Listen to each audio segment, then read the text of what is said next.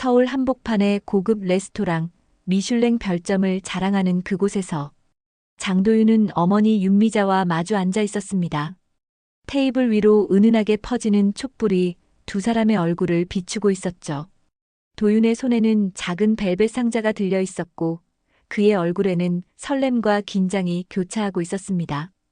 어머니, 제가 오늘 말씀드리고 싶은 게 있어서 모셨어요. 도윤이 조심스럽게 입을 열었습니다.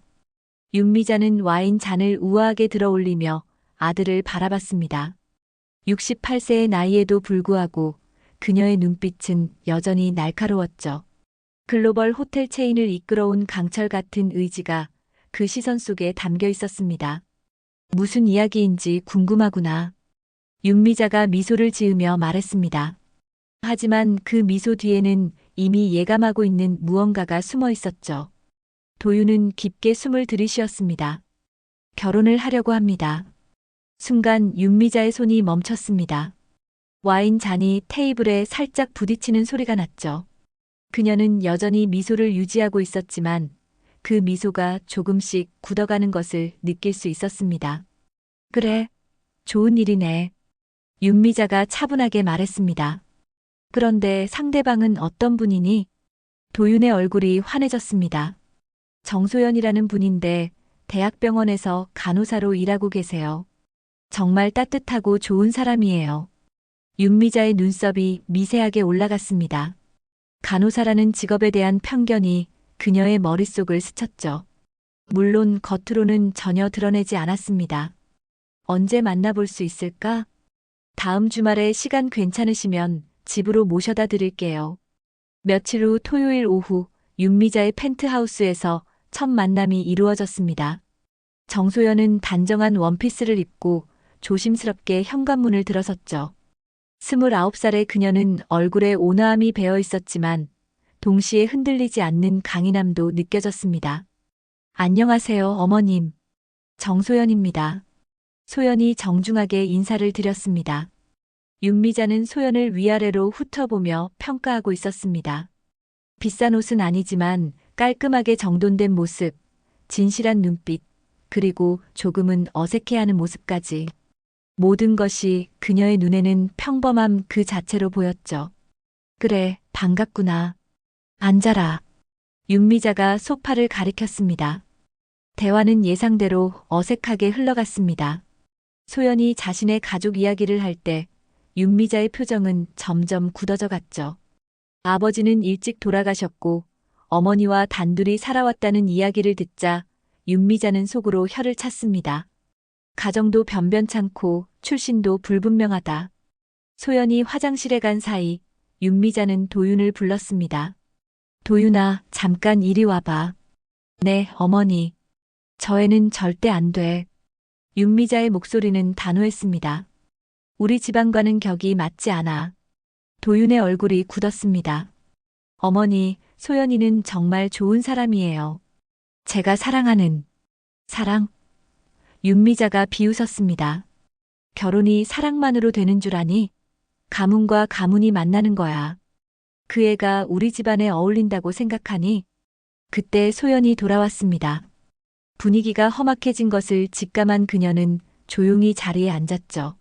나머지 시간은 더욱 차가운 침묵 속에서 흘러갔습니다.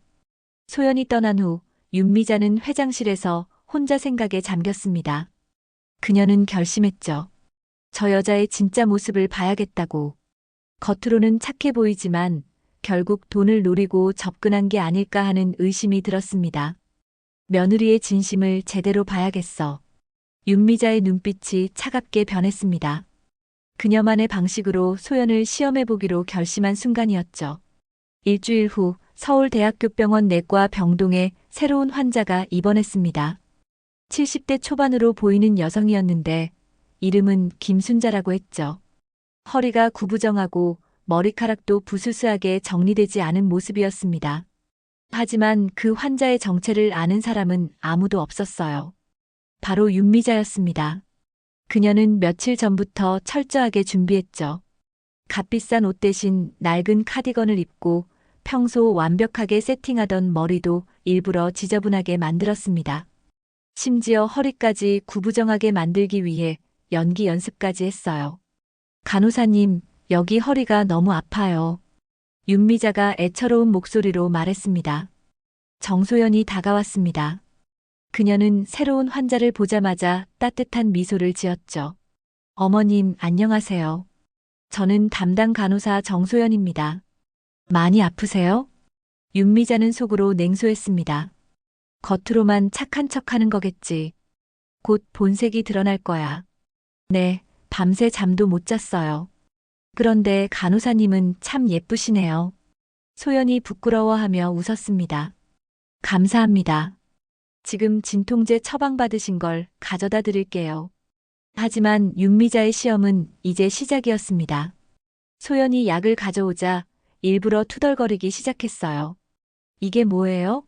이런 약 먹으면 속이 쓰린데. 다른 약은 없나요? 어머님, 의사 선생님께서 처방해 주신 약이에요. 혹시 알레르기가 있으시거나. 알레르기는 무슨, 그냥 이런 약은 싫다고요. 젊은 것이 환자 말도 안 들어주고. 소연의 얼굴에 당황스러운 기색이 스쳤지만 곧 다시 온화한 표정을 지었습니다. 죄송해요, 어머님. 의사 선생님께 다시 여쭤보고 올게요. 윤미자는 의외였습니다. 화를 내거나 짜증을 내는 대신 정말로 의사에게 가서 상담을 받고 왔거든요. 그리고는 더 순한 약으로 바꿔서 가져왔습니다. 이 정도로는 안 되겠네. 다음 날 윤미자는 더 심한 트집을 잡기 시작했습니다. 밥이 짜다, 물이 미지근하다, 베개가 불편하다며 계속해서 불평했죠. 심지어 밤중에 일부러 간호사 호출 버튼을 여러 번 눌러서 소연을 부르기도 했습니다. 간호사님, 잠이 안 와요. 옆 환자가 너무 시끄러워요. 새벽 2시였습니다. 소연은 야근 중이었는데 이미 하루 종일 바쁘게 일한 후라 지쳐 있었어요. 하지만 그녀는 여전히 친절하게 대했습니다. 다른 병실로 옮겨드릴까요? 아니면 귀마개를 가져다 드릴게요. 귀마개는 답답해요. 그냥 여기 앉아서 이야기나 해주세요. 소연은 잠시 망설였습니다.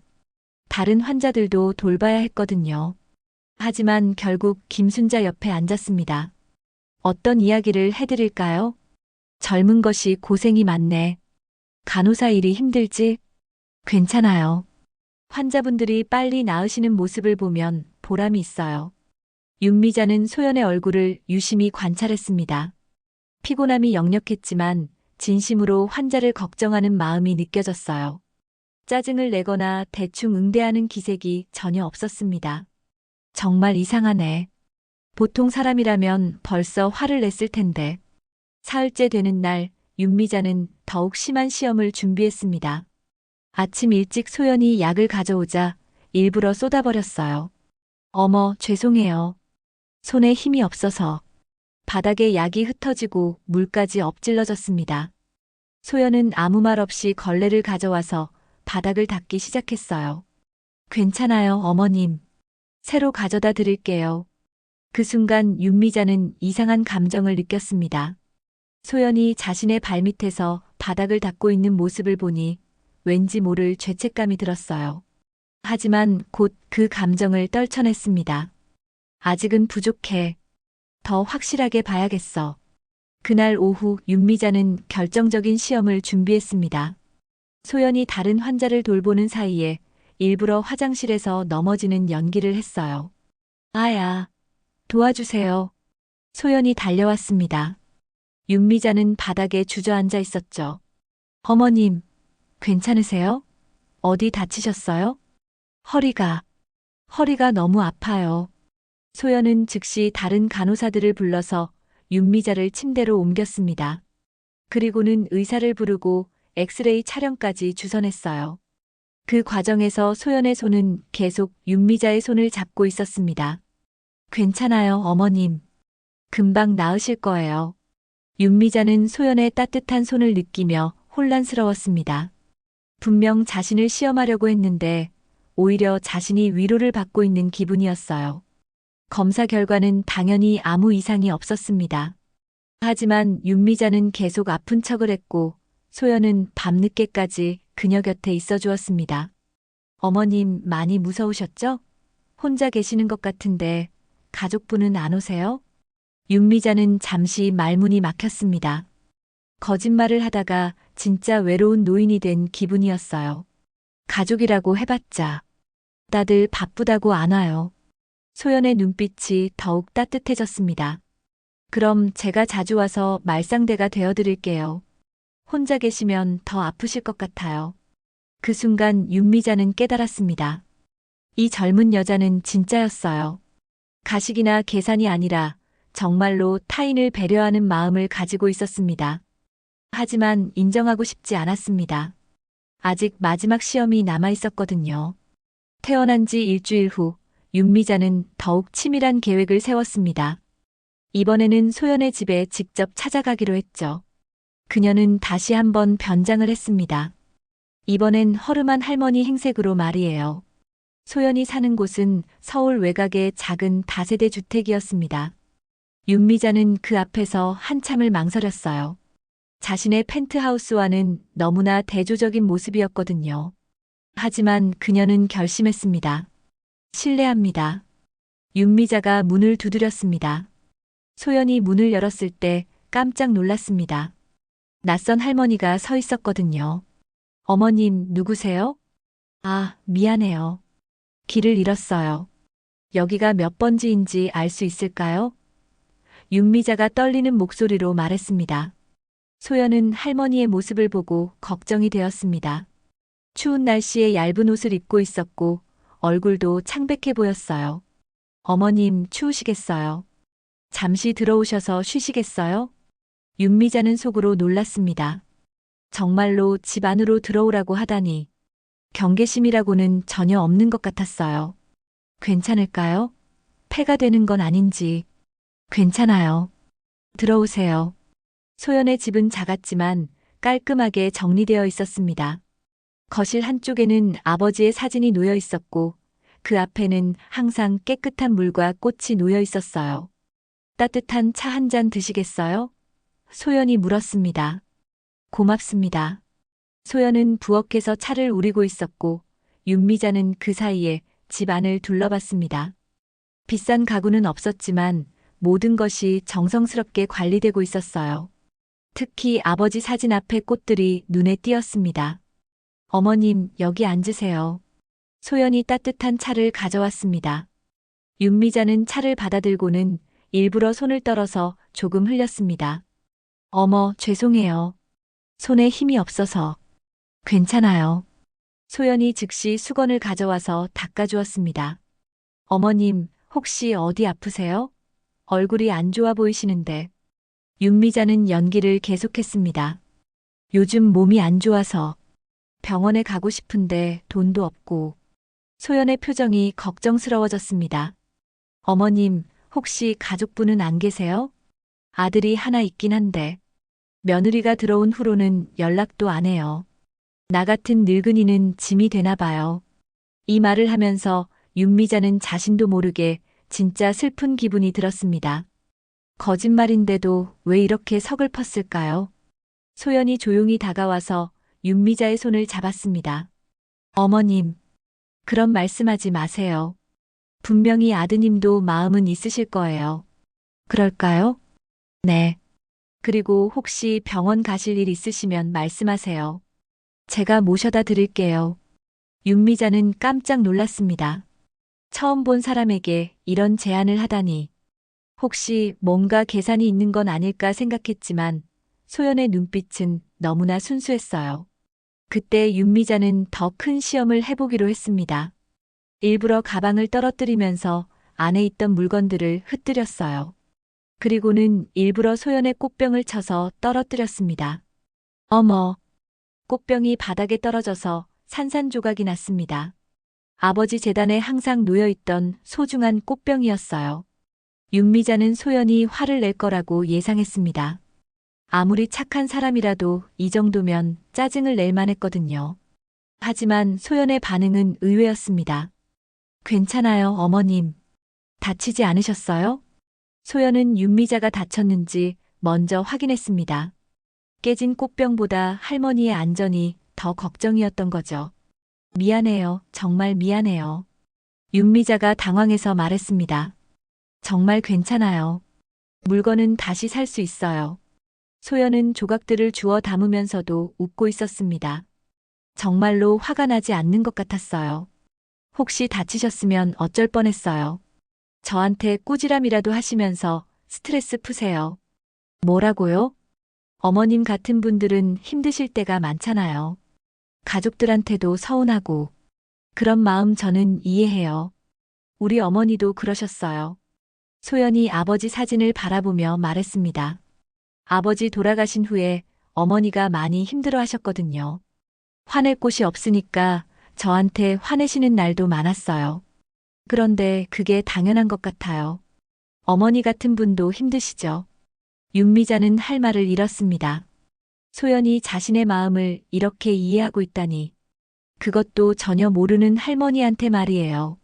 저, 정말 미안해요. 아니에요. 오히려 저한테 마음을 털어놓으셔서 고마워요.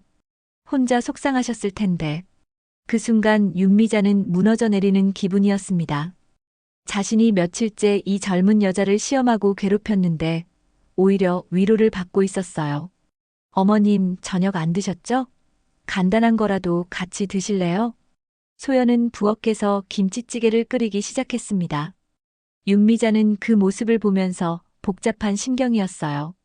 자신의 아들이 사랑하는 여자가 바로 이런 사람이었구나. 어머님, 아드님 이야기 더 해주세요. 아들 말이요? 네. 분명 좋은 분이실 거예요. 어머님을 닮으셨을 테니까요.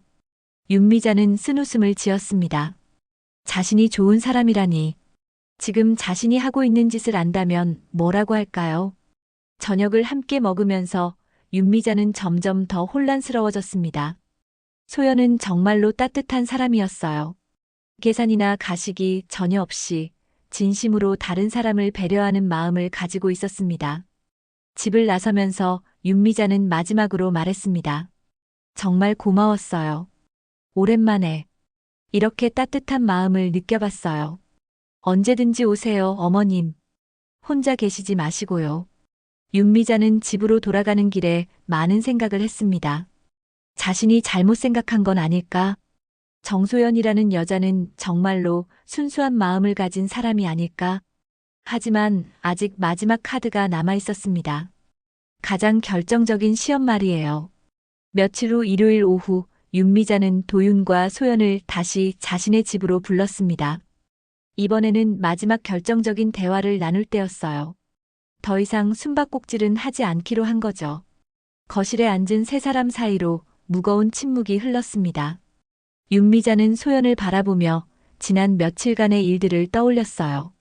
병원에서 만난 착한 간호사, 집에서 만난 따뜻한 마음씨. 모든 것이 진실이었습니다. 소연 씨. 윤미자가 입을 열었습니다. 네, 어머님. 지난번 병원에서 만났던 김순자라는 할머니 기억하나요? 소연이 고개를 끄덕였습니다. 네, 기억해요. 허리 아프셨던 어머님이시죠. 윤미자는 쓴웃음을 지었습니다. 그리고 며칠 전에 당신 집에 찾아갔던 할머니도 기억하겠죠? 소연의 표정이 의아해졌습니다. 네. 그런데 왜 그분들 이야기를? 그게 바로 나였어요. 순간 소연의 얼굴이 굳었습니다. 도윤도 깜짝 놀라며 어머니를 바라봤어요. 어머니, 그게 무슨 말씀이세요? 윤미자는 천천히 일어나서 소연 앞에 섰습니다. 당신을 시험했어요. 정말로 우리 아들에게 어울리는 여자인지 아니면 돈을 노리고 접근한 건지 알고 싶었거든요. 소연의 눈빛이 차가워졌습니다. 지금까지의 온화한 모습과는 전혀 다른 표정이었어요. 그래서 결론은 어떻게 내리셨습니까? 당신은 정말 착한 사람이에요. 윤미자가 인정했습니다. 하지만 그것만으로는 부족해요. 도윤이 일어섰습니다. 어머니, 도대체 무슨... 조용해, 도윤아. 윤미자가 손짓했습니다. 이제 진짜 이야기를 해야 할 때야. 윤미자는 소연을 똑바로 바라봤습니다. 당신 아버지 이름이 정광수죠? 소연의 얼굴이 창백해졌습니다. 갑자기 그 이름이 나온 이유를 알 수 없었어요. 네, 맞습니다. 그런데 왜 그 사람 때문에 우리 회사가 큰 손해를 봤어요. 윤미자의 목소리가 차가워졌습니다. 15년 전 호텔 건설 프로젝트에서 말이에요. 정광수, 그 사람이 계약을 일방적으로 파기하고 도망갔거든요. 소연이 벌떡 일어섰습니다. 뭐라고 하셨습니까? 들었지? 당신 아버지는 우리를 배신한 사람이에요. 수십억 원의 손해를 입혔지. 그건 거짓말이에요. 소연의 목소리가 떨렸습니다. 도윤이 두 사람 사이에 끼어들었습니다. 어머니, 갑자기 왜 이런 말씀을. 도윤아, 너는 몰라도 돼. 윤미자가 소연을 노려봤습니다. 어떻게 그 사람의 딸이 우리 집에 며느리로 들어온다는 거야? 이건 우연이 아니라 계획된 일이겠지? 소연의 눈에서 눈물이 흘러내렸습니다. 아버지는 그런 분이 아니에요. 증거가 다 있어요. 계약서도 당시 상황을 증언하는 사람들도. 거짓말이에요. 소연이 소리쳤습니다. 아버지는 억울하게 돌아가셨어요. 윤미자는 냉소적으로 웃었습니다. 억울하게? 자기가 저지른 일 때문에 양심의 가책을 받은 거겠지. 그 순간 소연의 얼굴에서 모든 표정이 사라졌습니다. 지금까지의 온화함은 온데간데 없고 차가운 분노만이 남아 있었어요. 정말 그렇게 생각하세요? 당연하지. 그래서 당신이 우리 집에 접근한 거 아니야? 복수를 위해서? 소연이 조용히 웃었습니다. 하지만 그 웃음은 서늘했어요. 복수라고 하셨네요. 그렇지? 어머님께서 먼저 그 단어를 꺼내셨군요. 윤미자는 뭔가 이상함을 느꼈습니다. 소연의 분위기가 완전히 바뀌어 있었거든요. 소연이 핸드백에서 봉투 하나를 꺼냈습니다. 그럼 이것도 보시겠어요? 봉투 안에는 오래된 서류들이 들어 있었습니다. 계약서, 회계장부, 그리고 몇 장의 사진들. 이게 뭐지? 윤미자가 서류를 받아들었습니다. 15년 전 그 프로젝트의 진짜 내막이에요. 서류를 보던 윤미자의 얼굴이 점점 굳어졌습니다. 그 안에는 자신이 정광수에게 누명을 씌우기 위해 조작한 증거들이 그대로 남아 있었어요. 이건 어떻게? 아버지는 모든 걸 기록해 두셨어요. 소연의 목소리는 담담했습니다. 어머님께서 계약 조건을 일방적으로 바꾸시고 완공된 건물에 문제가 있다고 우기시며 모든 책임을 아버지에게 떠넘기신 과정을 말이에요. 도윤이 서류를 들여다봤습니다. 어머니, 이게 정말인가요? 윤미자는 말문이 막혔습니다. 15년 전의 기억이 되살아났어요. 당시 회사가 어려웠고 누군가에게 책임을 전가해야 했습니다. 그때 정광수가 가장 만만한 상대였거든요. 소연 씨, 당신이. 네. 소연이 고개를 끄덕였습니다. 전 처음부터 알고 있었어요. 어머님이 누구신지, 어떤 분인지, 그리고 제가 누구인지도요. 윤미자는 뒤로 물러섰습니다. 그럼 도윤이와 만난 것도 아니에요. 소연이 도윤을 바라봤습니다. 도윤 씨와의 만남은 정말 우연이었어요. 하지만 어머님이 누구신지 알았을 때 저는 선택해야 했어요. 무슨 선택을? 복수를 할 것인지 아니면. 소연이 잠시 멈췄습니다. 용서를 할 것인지를요. 거실에 무거운 침묵이 흘렀습니다. 윤미자는 자신의 과거가 이렇게 돌아올 줄은 몰랐어요. 그날 밤 소연은 자신의 집으로 돌아와 오랫동안 책상 앞에 앉아 있었습니다. 아버지의 사진을 바라보며 지난 몇 개월을 돌이켜봤어요. 도윤을 만났던 그 우연한 순간부터 지금까지의 모든 일들이 머릿속을 스쳐 지나갔습니다. 책상 서랍 깊숙한 곳에서 낡은 파일 하나를 꺼냈습니다. 아버지가 남긴 마지막 유품이었어요. 그 안에는 윤미자의 그룹과 관련된 모든 자료가 정리되어 있었습니다. 계약서, 회계장부, 녹음 파일, 그리고 당시 상황을 증명하는 모든 증거들이 말이죠. 아버지, 소연이 사진에 대고 속삭였습니다. 제가 올바른 선택을 하고 있는 걸까요? 15년 전 정광수는 윤미자의 호텔 그룹과 하청 계약을 맺었습니다. 성실하고 정직한 사업가였던 그는 약속한 공기를 맞추기 위해 밤낮으로 일했어요. 하지만 공사가 거의 마무리될 즈음 갑자기 윤미자 측에서 계약 조건을 바꿔버렸습니다. 품질에 문제가 있다는 억지 주장과 함께 공사비 지급을 거부했고 오히려 손해배상까지 요구했어요. 정광수는 억울함을 호소했지만 아무도 들어주지 않았습니다. 대기업과 중소업체의 싸움에서 이길 수 있는 방법은 없었거든요. 결국 정광수는 회사가 망하고 모든 재산을 잃었습니다. 그리고 극도의 스트레스와 절망감에 시달리다가 심장마비로 세상을 떠났어요. 소연이 고등학교 3학년 때였습니다. 그때 유비서님이 찾아오셨던 게 기억나네요. 소연은 그날을 떠올렸습니다. 아버지 장례식이 끝난 후 윤미자의 비서였던 유비서가 조용히 찾아왔어요. 그는 진실을 알고 있었지만 말할 수 없는 입장이었습니다. 죄송합니다. 정말 죄송합니다. 유비서가 소연의 어머니에게 고개를 숙였습니다. 제가 용기가 없어서 사장님이 억울하게 돌아가셨는데 그때 유비서가 몰래 건네준 것이 바로 이 파일이었습니다. 윤미자가 정광수를 함정에 빠뜨린 모든 과정이 기록되어 있었어요. 언젠가는 진실이 밝혀져야 합니다. 이걸 가지고 계세요. 하지만 소연의 어머니는 복수보다는 살아가는 것을 선택했습니다. 아버지도 우리가 원망하며 사는 걸 원하지 않으실 거야. 그렇게 말하며 파일을 깊숙이 숨겨뒀어요. 소연이 그 파일을 다시 꺼낸 것은 도윤을 만나고 나서였습니다. 사랑하는 사람의 어머니가 바로 아버지를 죽음으로 몬 장본인이라는 사실을 알았을 때의 충격은 말로 표현할 수 없었어요. 처음엔 정말 복수하고 싶었어요. 소연이 아버지 사진에 말했습니다. 그 여자가 얼마나 나쁜 사람인지 세상에 알리고 싶었어요. 하지만 도윤을 알아가면서 마음이 복잡해졌습니다. 도윤은 정말 좋은 사람이었거든요. 정의감도 있고 따뜻한 마음씨를 가진 사람이었습니다. 그런 도윤이 어머니의 죄 때문에 상처받는 모습을 보고 싶지 않았어요. 그래서 소연은 다른 방법을 택했습니다. 윤미자를 직접 만나서 어떤 사람인지 확인해 보기로 한 거죠. 혹시 정말 나쁜 사람이라면 복수를 하고 만약 조금이라도 양심이 남아있다면 스스로 참회할 기회를 주고 싶었습니다. 그런데 윤미자가 먼저 소연을 시험하기 시작했어요. 병원에서, 집에서 온갖 방법으로 괴롭혔습니다. 하지만 소연은 참았어요. 오히려 그 과정에서 윤미자의 진짜 모습을 볼 수 있었거든요. 참 아이러니해요, 아버지. 소연이 쓴웃음을 지었습니다. 그 사람이 저를 시험하는 동안 저도 그 사람을 시험하고 있었어요. 그리고 오늘 드디어 모든 것이 드러났습니다.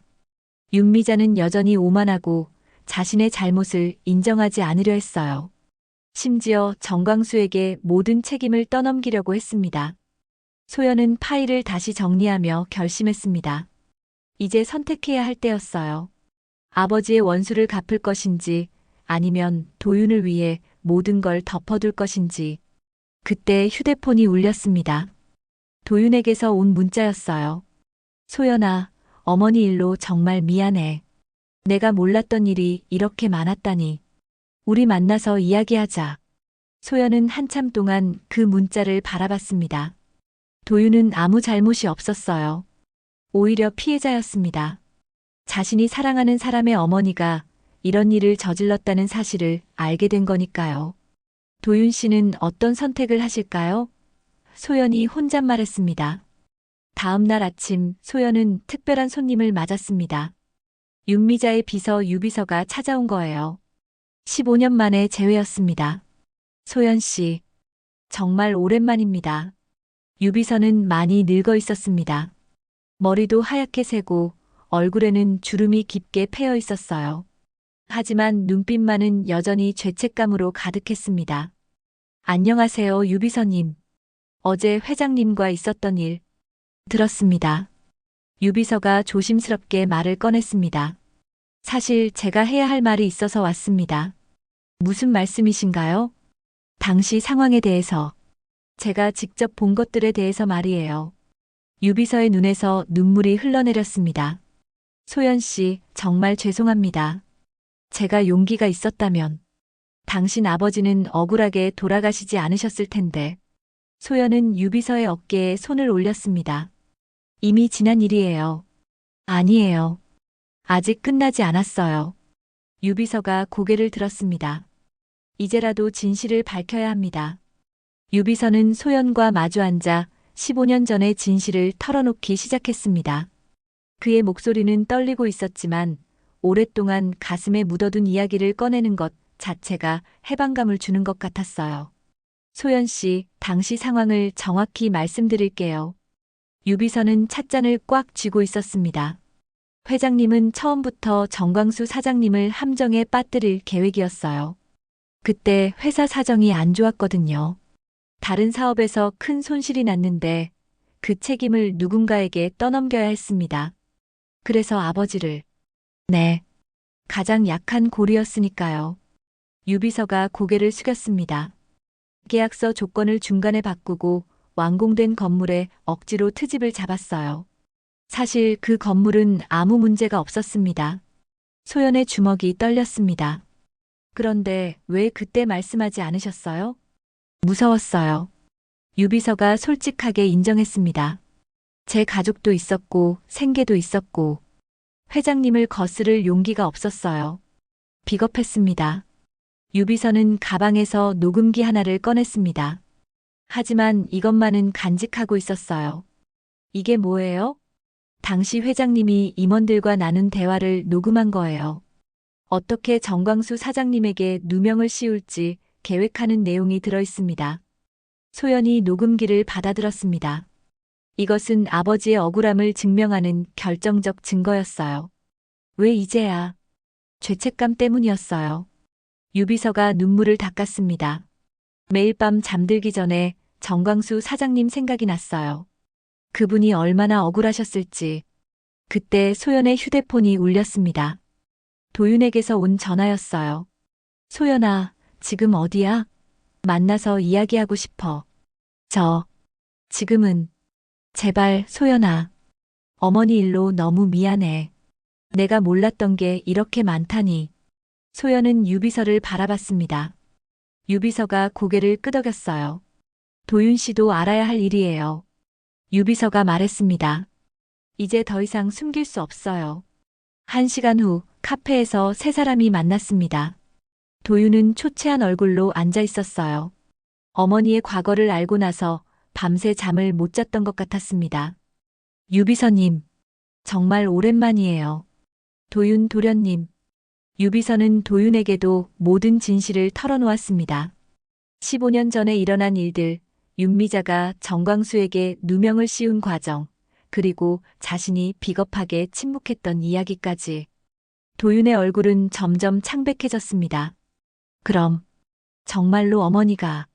네, 죄송합니다. 도윤이 소연을 바라봤습니다. 소연아, 그동안 너는 모든 걸 알고 있었던 거야? 네. 그런데 왜 아무 말도 안 했어? 소연이 잠시 침묵했습니다. 복수하려고 했어요. 처음에는. 도윤의 눈이 흔들렸습니다. 하지만 도윤 씨를 알아가면서 생각이 바뀌었어요. 도윤 씨는 아무 잘못이 없잖아요. 그래도. 도윤이 고개를 떨궜습니다. 내 어머니가 내 아버지를. 도윤 씨. 소연이 도윤의 손을 잡았습니다. 저는 도윤 씨를 원망한 적이 없어요. 한 번도. 유비서가 조용히 말했습니다. 도윤 도련님, 이제 선택하셔야 해요. 무슨 선택을요? 진실을 밝힐 것인지 아니면 계속 덮어둘 것인지. 도윤은 오랫동안 고민했습니다. 어머니를 사랑했지만 잘못된 일은 바로 잡아야 한다고 생각했어요. 하지만 그렇게 되면 어머니는 큰 타격을 받을 게 뻔했습니다. 소연아, 너는 어떻게 하고 싶어? 소연이 깊게 숨을 쉬었습니다. 솔직히 말하면 복수하고 싶어요. 아버지의 억울함을 풀어드리고 싶고 그 사람이 대가를 치르게 하고 싶어요. 도윤의 얼굴이 어두워졌습니다. 하지만 동시에 도윤 씨가 상처받는 것도 원하지 않아요. 소연아, 그래서 어머님께 기회를 드리려고 해요. 기회? 소연이 가방에서 봉투를 꺼냈습니다. 결혼식 전날까지 시간을 드릴게요. 그때까지 어머님이 스스로 진실을 인정하고 사과하신다면 저는 더 이상 아무 말도 하지 않을 거예요. 도윤이 놀랐습니다. 정말? 네. 하지만 만약 그렇지 않다면 소연의 목소리가 단호해졌습니다. 저도 제가 해야 할 일을 하겠어요. 유비서가 고개를 끄덕였습니다. 공정한 제안이네요. 도윤은 복잡한 심정이었습니다. 어머니를 설득해야 했지만 과연 가능할까 하는 의문이 들었어요. 윤미자는 자신의 잘못을 인정하는 것을 극도로 싫어하는 사람이었거든요. 알겠어. 어머니께 말해볼게. 도윤 씨, 소연이 진지하게 말했습니다. 만약 어머님이 끝까지 인정하지 않으신다면 우리는 어떻게 될까요? 도윤은 잠시 생각했습니다. 그럼 우리도 끝인 거야? 소연이 고개를 저었습니다. 그건 도윤 씨 선택이에요. 저는 도윤 씨가 어떤 선택을 하든 이해할 거예요. 하지만 도윤의 마음은 이미 정해져 있었습니다. 어머니를 사랑하지만 잘못된 것은 바로 잡아야 한다고 생각했어요. 그리고 무엇보다 소연과 함께하고 싶었습니다. 어머니께 마지막 기회를 드려보자. 그리고 만약 어머니가 거부하시면 도윤이 소연의 손을 꽉 잡았습니다. 나는 너를 선택할 거야. 카페를 나서면서 세 사람 모두 무거운 마음이었습니다. 이제 진짜 마지막 승부가 시작되는 거였어요. 다음 날 저녁 윤미자는 회장실에서 혼자 앉아 있었습니다. 도윤이 오후에 찾아와서 한 이야기가 계속 머릿속을 맴돌고 있었어요. 아들은 진실을 알고 있었고 어머니에게 마지막 기회를 주겠다고 했습니다. 어머니, 이제 선택하세요. 도윤의 목소리가 귓가에 울렸습니다. 스스로 잘못을 인정하고 사과하시거나 아니면 윤미자는 깊은 한숨을 쉬었습니다. 15년 전의 기억들이 되살아났어요. 당시 회사가 어려운 상황이었고 누군가에게 책임을 전가해야 했습니다. 정광수는 가장 만만한 상대였죠. 하지만 지금 생각해보니 그때의 선택이 얼마나 잘못된 것이었는지 알 수 있었습니다. 한 사람의 인생을 망가뜨렸고 그 가족들에게까지 상처를 줬어요. 윤미자는 서랍에서 옛날 사진 한 장을 꺼냈습니다. 정광수와 함께 찍은 사진이었어요. 계약을 맺던 날 찍었던 건데 그때 정광수는 정말 기뻐했었죠. 성실하고 정직한 사업가였습니다. 내가 그 사람을 죽인 거나 마찬가지야. 윤미자는 자신의 죄를 인정하고 싶지 않았습니다. 지금까지 쌓아온 명성과 지위를 모두 잃을 수도 있었거든요. 하지만 동시에 아들을 잃고 싶지도 않았어요. 그때 유비서가 들어왔습니다. 회장님, 들어와. 유비서는 조심스럽게 다가왔습니다. 소연 씨와 도윤 도련님을 만나고 왔습니다. 그래서 회장님, 이제 더 이상 숨길 수 없어요. 유비서의 목소리는 떨리고 있었습니다.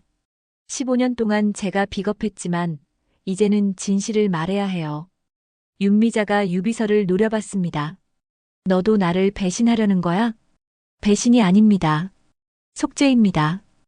유비서는 무릎을 꿇었습니다. 회장님, 제발 용기를 내세요. 잘못된 건 바로 잡아야 해요. 내가 왜? 정광수 사장님의 딸이 회장님을 용서하려고 해요. 유비서가 간절하게 말했습니다. 그 아이가 얼마나 착한지 보셨잖아요. 병원에서도 집에서도. 윤미자는 며칠 전의 일들을 떠올렸습니다. 김순자라는 할머니로 변장해서 만났던 소연의 모습이 생생했어요. 진심으로 자신을 돌봐주고 위로해주던 그 따뜻한 마음. 그 아이는 복수할 수도 있었어요. 하지만 회장님께 기회를 주겠다고 했어요. 기회? 스스로 잘못을 인정할 기회를요. 윤미자는 오랫동안 침묵했습니다. 자존심과 양심 사이에서 갈등하고 있었어요. 그날 밤 윤미자는 잠들 수 없었습니다. 계속해서 정광수의 얼굴이 떠올랐고 소연의 따뜻한 미소도 생각났어요. 그리고 아들 도윤의 실망스러운 표정까지. 새벽 5시 윤미자는 차를 타고 정광수의 묘소를 찾아갔습니다. 15년 만에 방문이었어요. 묘비 앞에 서자 눈물이 흘러내렸습니다. 정 사장님, 미안합니다. 윤미자는 무릎을 꿇고 머리를 숙였습니다. 제가 잘못했습니다.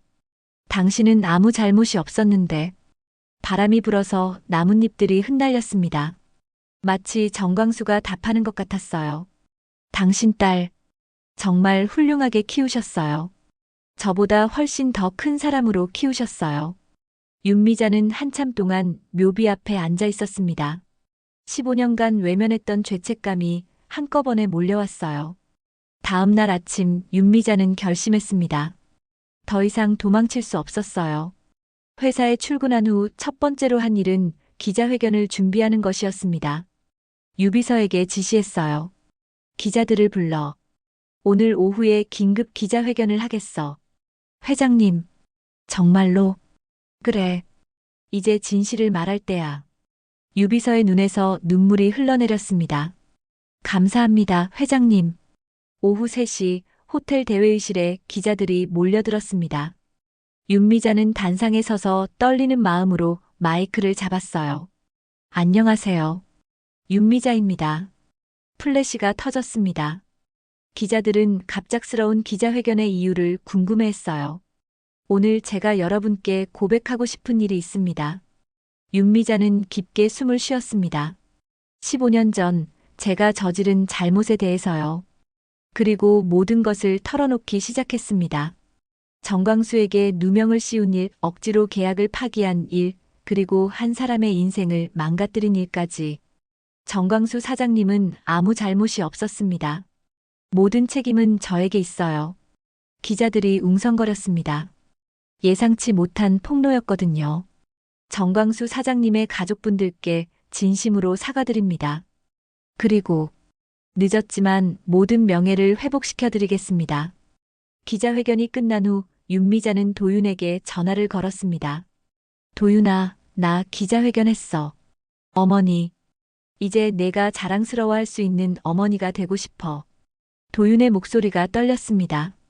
어머니, 고생하셨어요. 그날 저녁 윤미자는 소연에게 직접 찾아갔습니다. 소연은 놀란 표정으로 문을 열었어요. 어머님, 소연 씨, 들어가도 될까요? 거실에 앉은 윤미자는 소연에게 정중하게 고개를 숙였습니다. 정말 죄송합니다. 당신 아버지께, 그리고 당신에게. 소연의 눈에서 눈물이 흘러내렸습니다. 그리고 고마워요. 네. 당신이 복수하지 않고 기회를 줘서 그 덕분에 제가 사람다워질 수 있었어요. 두 사람은 오랫동안 울었습니다. 15년간의 원한과 죄책감이 마침내 해소되는 순간이었어요. 한 달 후 결혼식 날이 밝았습니다. 서울의 한 고급 호텔에서 치러지는 조촐하지만 따뜻한 결혼식이었어요.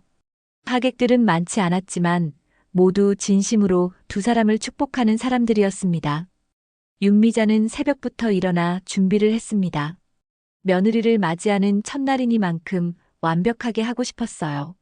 하지만 마음 한편으로는 여전히 불안했습니다. 과연 소연이 자신을 진정으로 용서했을까 하는 의문이 들었거든요. 회장님, 준비 다 되셨습니까? 유비서가 물었습니다. 그래. 그런데 윤미자가 망설였습니다. 내가 정말 저 아이 앞에 설 자격이 있을까? 회장님께서 용기를 내셨잖아요. 이제 새로운 시작이에요. 한편 신부 대기실에서는 소연이 웨딩드레스를 입고 마지막 준비를 하고 있었습니다. 거울 속에 자신을 보며 아버지를 떠올렸어요. 아버지, 오늘 제가 결혼해요. 소연은 가슴에 작은 브로치를 달았습니다. 아버지가 생전에 자신에게 선물했던 소중한 물건이었어요.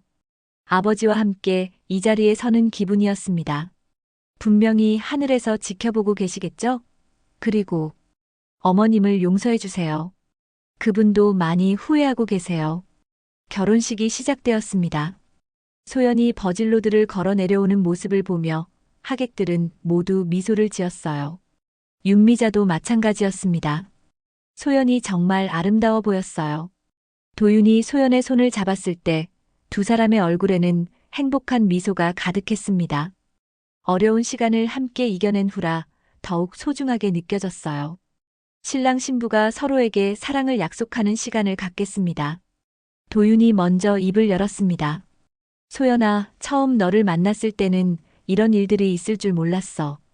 하지만 그 모든 어려움을 통해서 너의 진짜 마음을 알 수 있었어.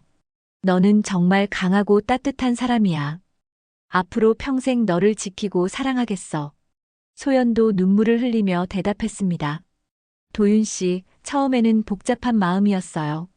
하지만 당신을 알아가면서 진짜 사랑이 무엇인지 깨달았어요. 서로 다른 상처를 가진 우리지만 함께라면 치유할 수 있다고 믿어요. 평생 당신과 함께 하겠어요. 예식이 끝난 후 피로연이 시작되었습니다. 윤미자는 조용히 소연에게 다가갔어요. 소연 씨, 잠깐 이야기할 수 있을까요? 두 사람은 조용한 곳으로 나갔습니다. 윤미자는 소연의 손을 잡았어요. 오늘 정말 아름다워요. 감사해요, 어머님. 그런데 정말 괜찮은 거예요? 나 같은 사람을 어머니라고 불러도? 소연이 미소를 지었습니다. 어머님, 과거는 과거예요. 중요한 건 지금이에요. 하지만 어머님께서 용기를 내신 모습을 봤어요. 그리고 진심으로 후회하고 계시는 것도 알아요. 그것만으로도 충분해요. 윤미자의 눈에서 눈물이 흘러내렸습니다. 고마워요. 정말 고마워요. 저야말로 고마워요. 어머님 덕분에 용서가 무엇인지 배웠어요. 그때 도윤이 다가왔습니다. 어머니, 소연아, 여기 계셨네요. 윤미자는 도윤과 소연의 손을 잡고 포개어 놓았습니다. 앞으로 서로 의지하며 살아가렘. 그리고 윤미자가 소연을 바라봤습니다. 나도 진짜 어머니가 되도록 노력할게요. 어머님.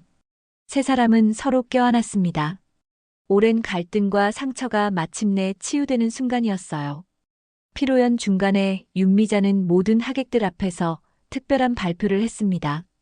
오늘 이 자리를 빌려서 말씀드리고 싶은 게 있습니다. 하객들이 조용해졌습니다. 저희 회사에서 정광수 추모 장학재단을 설립하기로 했습니다. 어려운 환경의 학생들을 도울 예정이에요. 소연이 깜짝 놀라며 윤미자를 바라봤습니다. 그리고 이 재단의 이사장은 우리 며느리 소연이가 맡을 거예요. 박수가 터져 나왔습니다. 소연은 감동해서 말을 잇지 못했어요. 아버님께서 못다 이루신 꿈을 우리가 이어가겠습니다.